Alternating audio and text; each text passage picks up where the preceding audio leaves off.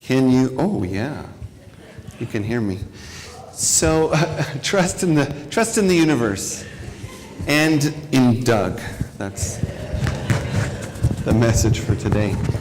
So, quick question. How many of you were here and are working on a ritual of change for the month with us? Like you grab the rock and you're doing the thing, hands up proudly. Okay, good number. And how many of you would say that this month, with the new year and all that's unfolding, how many of you have something that you would like to see change in yourself or the world? Anyone? Anyone just totally fine with the way it is, just not going to bother, done, changing, everything? Okay. So we've been exploring different themes, and next Sunday will be our last theme where we're going to talk about change for a while. And of course, the prelude to the final has to be a pretty good message, right? And I had a feeling I knew what it had to be about, but then I thought maybe it wasn't a comfortable topic. And then I was working with my son on a writing project that he has for school. He's 8 and a half. And he had a bit of a breakdown. I don't know if you ever remember a moment of homework that ended in tears. This one ended like that. And part of it was because he'd written so many chapters in this story, and then he discovered when he got home that the teacher hadn't forwarded the last chapter he wrote, and we discovered it was because it was too messy, and he had to start over. And suddenly I realized, oh my gosh, didn't they tell you? Didn't they tell you, my son, that this is a part of writing? That most of the writing that you do when you write, no one will see. I mean, I have half a book in the trash. I have half of several books in the trash. I have chapters I have deleted. I have book ideas that have never seen the light of day. I said, that is part of writing, not writing. And writing things that people don't understand and people don't like. I don't know if you realize it, but failure, mistakes, and throwing things out is a huge part of getting where you want to go, my son. And he looked at me, and because I am a writer, he said, oh, okay, now I know. So this reminds me of a story, an old story that I've shared a version of, but this is kind of a different version, and I hope you can pay attention because I think there's a lot here. The story begins. Very good. Little weak, but it's a pass. So the story begins a long time ago, far, far away. And they say that this story took place in India. And there was a mother of some adult children. And she was coming to the end of her days. And times had been difficult in the community, lots of droughts and struggles with the crops and famines and so on. And she said to them, I am going to divide the family land between the 4 of you. Because your father has passed and I can no longer work the land. And I do believe that we have been wise over our years, and the land that we have has much to offer. And that even in times of drought, if you dig, you will find water. And you will be able to nourish your families, maybe even our village. So the land was divided, and the 4 children, each went off and built their little homes. And sure enough, in the next season, a terrible, terrible drought came. And suddenly they realized that this land had to be more than a source of gardens and homes, but as their mother once prophesied, they would have to dig for water. So the first one, thinking himself quite smart, thought, I'm going to do this. I will find the water on the land, and I will be the hero of the village, not only my family. But first I need the right tools. He went to the shed and was looking at these pitiful old shovels and picks and sticks, and what kind of a world salvific well could I possibly dig with this junk? And so he set out on a mission to go and find the blacksmith and the tool makers and find the perfect tools. But they didn't have a blacksmith in that village, so he had to walk a couple villages over. Anyway, his quest went on for weeks. The other sibling number 2, thought, that guy's ridiculous. We got to get to work. And so he immediately grabbed his shovel and went to the backyard and just started digging like crazy. You know when you get excited about a new project and you just throw yourself into it? And then, after a good hard day of work, he looked around and thought, this is ridiculous. I haven't found any water.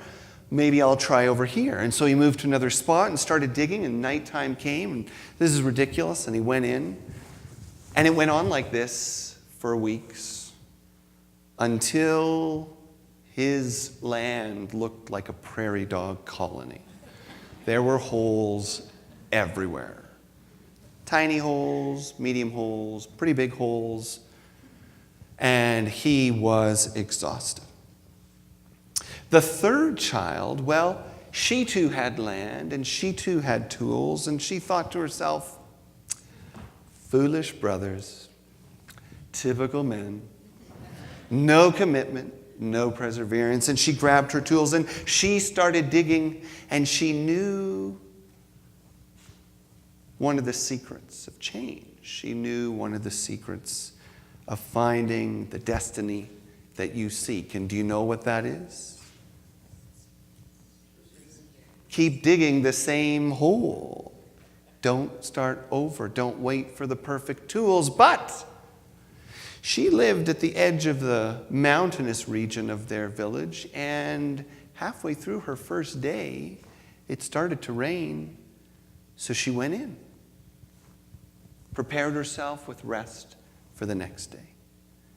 But it was strange. The next day was very hot. And she decided, I'm not going to knock myself out when it's so hot, because what if I get exhausted and then I can't come back tomorrow? So she stayed in. The next day was pleasant, but of course, on such a pleasant day, after 2 terrible days, the village was full of activity and people were coming over and visiting, and so she couldn't get to the hole. And it went on like that with her for weeks. The right idea, but not a lot of progress. The weather kept changing. Well, as these weeks went by, the drought got worse and worse, and people became sick, crops dried up, and people were desperate for water. But you remember there were 4, right? Were you paying attention? Yes. The 4th one, much like the 3rd, realized the only way to manage this would be to find the place for the well, to make the commitment and dig. Not wait for the perfect tools, not start over again and again, and to persevere when the conditions became difficult. And sure enough, her family said, come back in, it's raining. And she said, no, every shovelful brings me closer to a solution for our family. And the next day her family said, come back in, it's too hot. And she said, no, every day I dig brings us closer to a solution. And her family called her, we have visitors. And she said, not now. And she persisted day after day after day until water came bubbling up through her hole, through her well, and eventually brought life to the community. Now, it's a simple enough story. It's a simple enough story, right?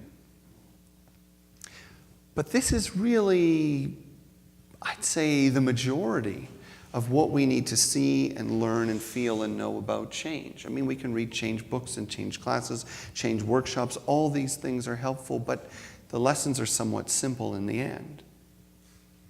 In many ways, these 4 characters represent the 4 dimensions of who we are as individuals. The first, do you know what the first one represented? Could you guess? The one looking for the perfect tool was the mind. So what happens is we have a change in mind, and then we plan, and then we keep planning. And then we plan some more. And then we think maybe it's not a perfect plan, so then we do some more research. And then we go to, Office Depot and get new pens and new binders and a new book so we can write the list of things we're going to do even more neatly. And then we think about it some more. And so what happens is, the old expression analysis paralysis, we become so preoccupied with the mentality of the change that we actually do nothing about it. Anyone ever been there? This week? Woohoo! Today, this morning probably, actually. The second person I like to think represents, of the four, the physical dimension of who we are. Just get working. I'm just going to be digging holes. And it's impulsive. I'm digging holes for a while, I get tired, I stop, I dig a new hole. And it's just like the way the body craves without thinking. Oh, I'm going to eat this. Oh, I like that. Oh, I'm going to go over there. Oh, what's this sound like? Changing this radio station every 20 seconds.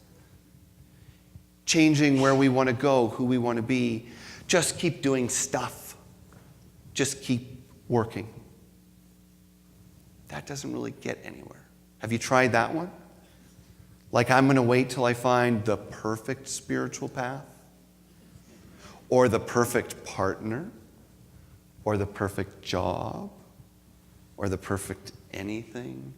Keep digging a little and never learn a lot. So then we go to the third character in the story, and the third character in the story represents does anyone remember? This was the one who kept going in because of the weather. The emotional self.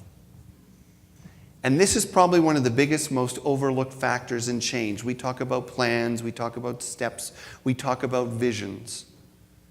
But anything your mind wants to do will always take its ultimate direction from your heart.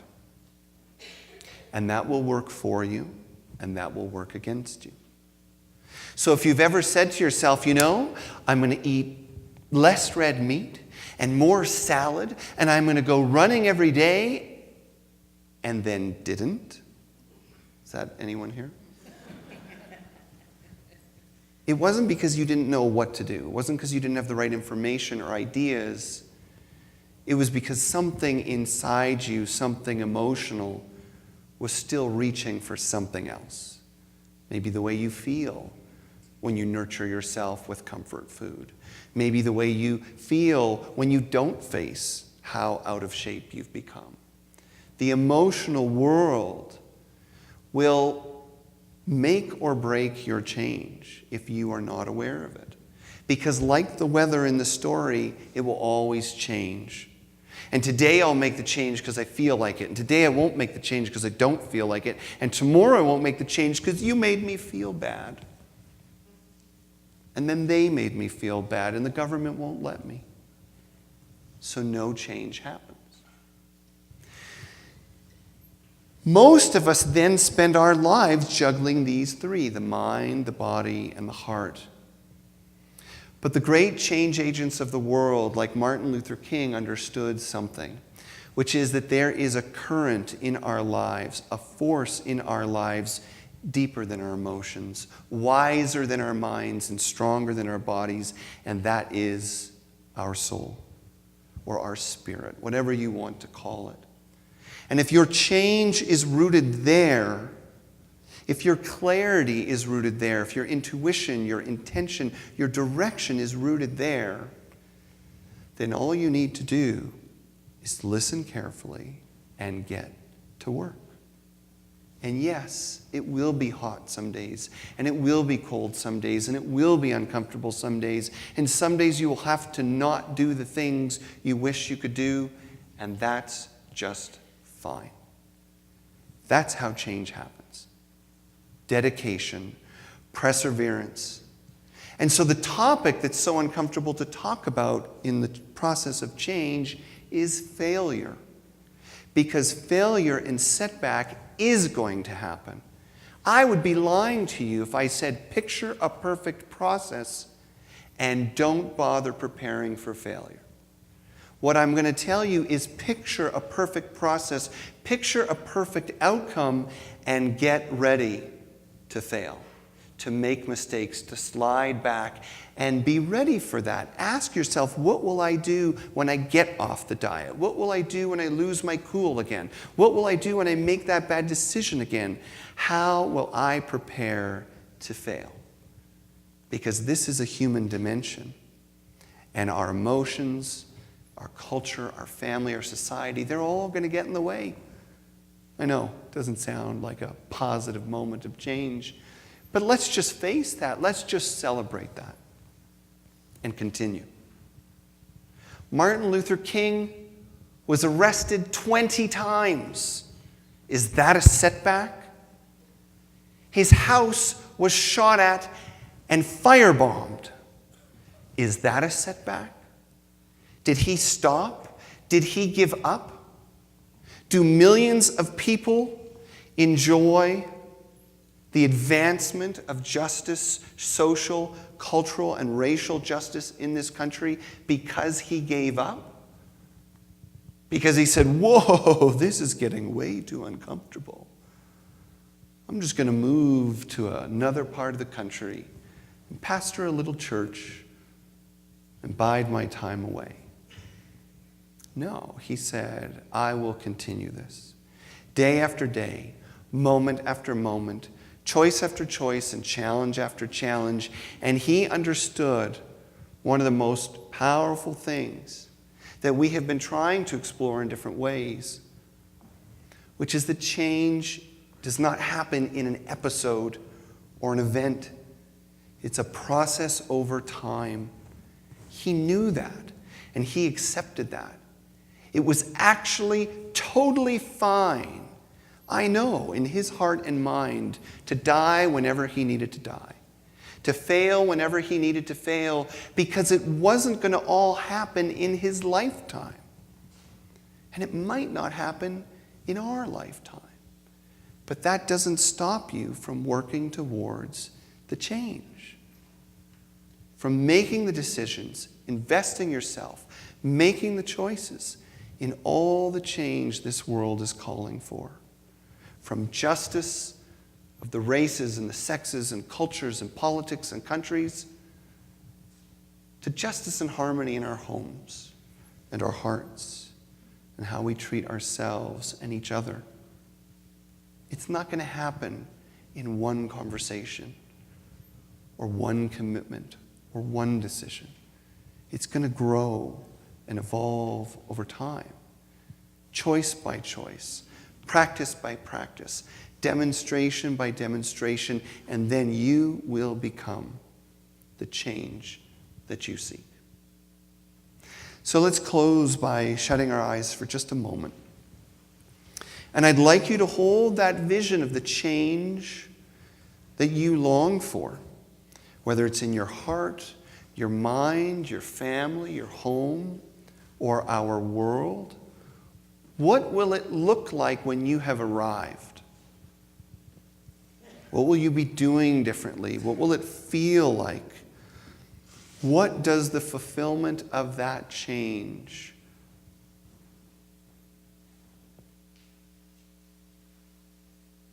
feel like in your body, in your heart, in your mind?